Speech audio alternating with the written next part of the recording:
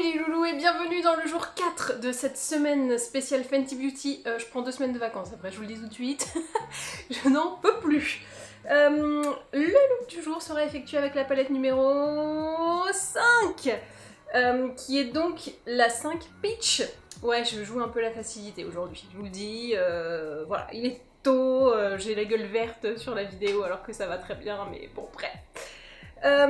Donc les Peach, où on n'a pas une énorme surprise en termes de couleurs, hein, c'est pêche, voilà, c'est écrit dessus. Il y a des couleurs très jolies, comme cette espèce de, je sais pas comment l'appeler, orange irisé, je ne sais quoi, magnifique, voilà. Et des tons mat assez forts aussi, pour pouvoir se faire des petits dégradés et des petits creux de paupières assez sympas.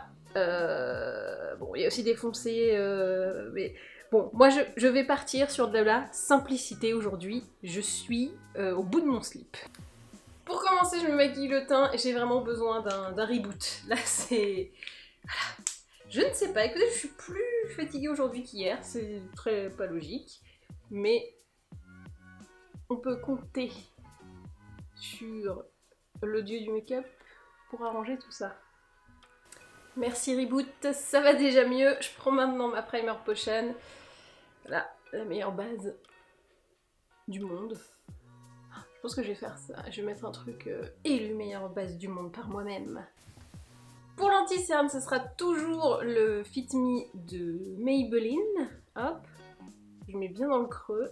Là, elles sont pas très... Enfin, ils sont pas très colorés, les cernes, donc ça va.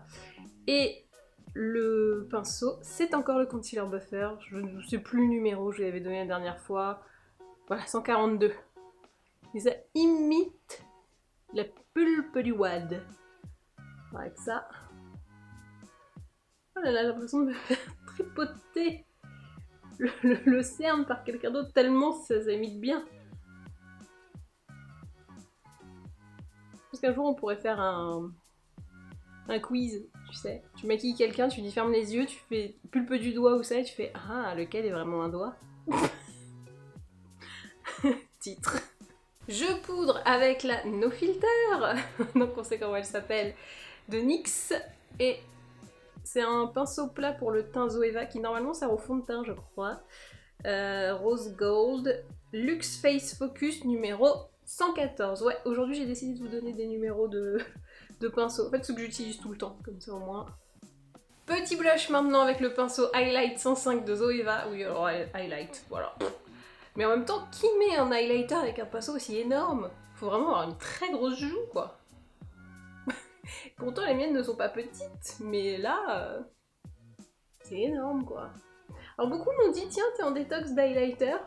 Oui, c'est pas faux, mais voilà, j'ai moins envie en ce moment de mettre de l'highlighter. Je sais pas pourquoi.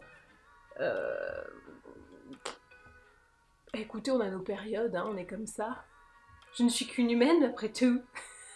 Je vais me faire un petit sourcil. En fait, je les trouve bien, mais le coin interne m'énerve en ce moment. Avec le Precisely My Brow Pencil de Benefit. Je passe maintenant à la palette. Je vous avais dit que j'avais craqué pour cette couleur qui s'appelle Chulo. Papi papi, papi chulo, papi papi papi. Pardon. J'ai vraiment des goûts musicaux de qualité. Je vais le mettre en halo. Et voilà, on va oublier ce moment musical.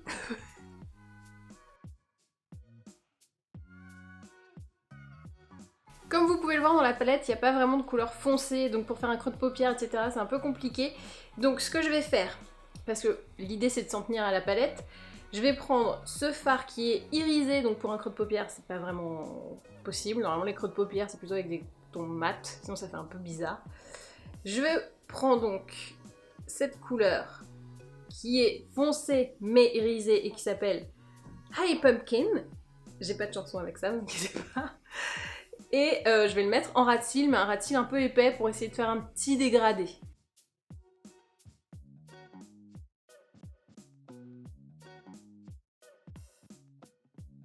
Ensuite, je vais prendre cette couleur qui s'appelle Peach Me. C'est pas déjà un nom de chez Too Faced, Peach Me. Bon, écoutez, apparemment il n'y a pas de dépôt légal du nom de fard à paupières. Et je le mets sous le sourcil. Pour la paupière inférieure, je vais reprendre celui-là.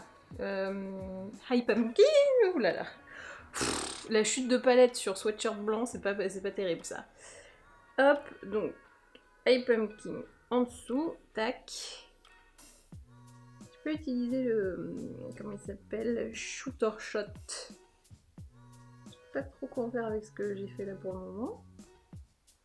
Du creux de paupière éventuellement. Pas convaincue par moi-même. Pas sur cette idée. Quoique, je vais le tester. Bon, avec l'idée que je viens d'avoir à l'instant, bam, je prends le Shooter Shot et je vais le mettre en creux de paupière, voir ce que ça donne. Pas grand chose. Mais l'autre il est tellement irisé. Oui, bon, ouais, on va dire que ça porte. Si, oui, regarde. Ah oui, ouais. Bon, c'est pas le truc indispensable, je vous l'accorde. Mais ça apporte une petite chaleur. Un petit machin, tu vois, un petit pop. Pour apporter l'intensité, je vais mettre mon crayon noir, si je le trouve dans le bon sens, voilà. Là, c'en est un nouveau, un autre, de chez Clarins, et je trouve qu'il marque mieux. En fait, quand il fait froid, les cols se figent, et du coup, c'est plus compliqué.